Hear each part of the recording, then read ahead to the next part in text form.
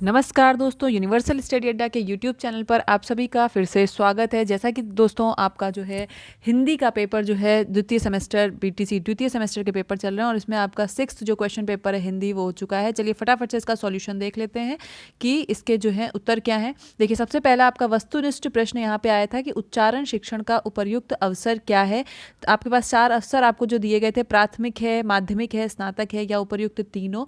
तो उपर्युक्त तीनों को मत समझिएगा, क्योंकि जो उच्चारण स्तर शिक्षण का उपयुक्त अवसर होता है, यदि वो प्राथमिक स्तर पर नहीं सही किया गया तो आगे थोड़ा सा मुश्किल होती है। इसलिए तीनों स्तर पर हम उसको जो है वो उपयुक्त अवसर नहीं होता है उच्चारण शिक्षण के लिए। तो प्राथमिक स्तर जो है इसका सही उत्तर होगा।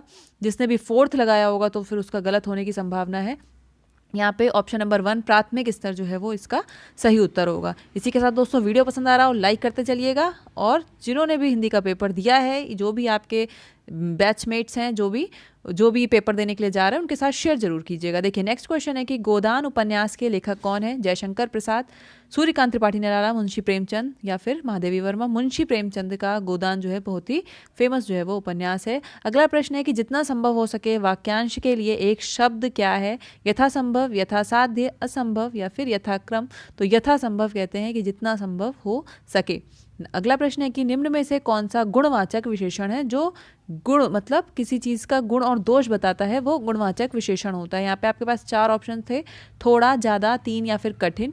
कठिन जो है वो आपका गुणवाचक विशेषण होगा कि इस कार्य को करना कठिन है, ऐसा। थोड़ा और ज़्यादा जो है ये कहीं ना कहीं आपके परिमाणवाचक हैं कि कितनी मात्रा में लेना है हमें, ये एक तरीके से आपके परिमाणवाचक है। और जो 3 है ये आपका संख्यावाचक विशेषण है। तो कठिन आपका यहाँ पे ऑप्शन 4 सही होगा।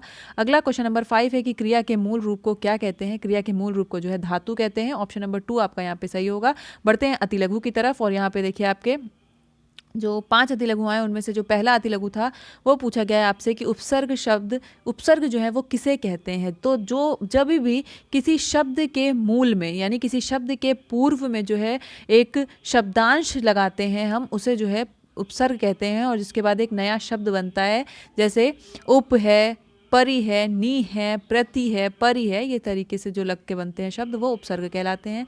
फिर आपसे पूछा है कि जातिवाचक संज्ञा जो है वो किसे कहते हैं। जातिवाचक संज्ञा की बात करें, जो ऐसा शब्द, जो किसी वाक्य में ऐसा शब्द जो संपूर्ण जाति का बोध कराए उसे जो है वो जातिवाचक संज्ञा कहते हैं। मतलब संपूर्णता का जो बोध कराए उसको जातिवाचक संज्ञा कहते हैं। ये इसकी परिभाषा हो गई। उसके अलावा आपसे पूछा था कर्म के आधार पर क्रिया के कितने भेद होते हैं, नाम सहित लिखिए। तो कर्म के आधार पर जो है वो क्रिया के 2 भेद होते हैं, सकर्मक और अकर्मक। सकर्मक जिसमें कर्म जो होता है, और अकर्मक जिसमें कर्म जो है वो नहीं होता है। अगला प्रश्न था 9 मौखिक व लिखित अभिव्यक्ति को अपने शब्दों में आप बता सकते हैं। उसके बाद क्वेश्चन नंबर 10 में आपसे पूछा था कि सर्वनाम किसे कहते हैं। तो जो भी शब्द संज्ञा के स्थान पर प्रयुक्त किए जाते हैं, उपयोग में लाए जाते हैं, उन्हें सर्वनाम कहते हैं। जैसे वह, मैं, तुम, ये सब जो है वो सर्वनाम है। उसके अलावा प्रश्न 11 में आपसे पूछा गया है कि काल के मुख्य रूप से कितने भेद होते हैं। देखिए, अगर आपसे मुख्य रूप से ना पूछा जाए तो आप डिटेलिंग कर सकते हैं। आपसे मुख्य रूप से पूछा गया तो काल के मुख्य रूप से 3 ही भेद होते हैं, भूतकाल, वर्तमान काल और भविष्यकाल। उसके अलावा आपसे पूछा गया है कि लघु उत्तरीय प्रश्न आपके जो आए हुए हैं वो था कि कहानी शिक्षण की क्या उपयोगिता है। पाठ्यक्रम की समझ विकसित करने के लिए मौन वाचन की उपयोगिता बताइए। विशेषण किसे कहते हैं फिर आपसे पूछा गया है, और विशेषण के कितने भेद होते हैं इसके उदाहरण सहित बताइए। गद्य और पद्य में क्या अंतर है। उपसर्ग प्रत्यय के अंतर को स्पष्ट करना है। औपचारिक पत्र किसे कहते हैं, और भाषा के विकास में स्वतंत्र अभिव्यक्ति किस प्रकार से सहायक है। ये आपसे देखिए क्वेश्चन पूछे गए थे। इस तरह से आपका ये पेपर हुआ है। अच्छा पेपर है। अपना जो है एमसीक्यूज जो है आपके कितने सही हुए हैं, 5 एमसीक्यूज आई गेस आपके, आई होप कि आपके सही हो गए होंगे। बाकी पेपर अच्छा था। चलिए मिलते हैं नेक्स्ट वीडियो में नेक्स्ट टॉपिक के साथ। वीडियो पसंद आया होगा लाइक कीजिएगा, अपने फ्रेंड्स के साथ शेयर कीजिएगा। चैनल पर नए होंगे तो चैनल को सब्सक्राइब करके जुड़ जाइएगा। मिलते हैं नेक्स्ट वीडियो में नेक्स्ट टॉपिक के साथ। Till then take care, good bye, जय हिंद, जय भारत।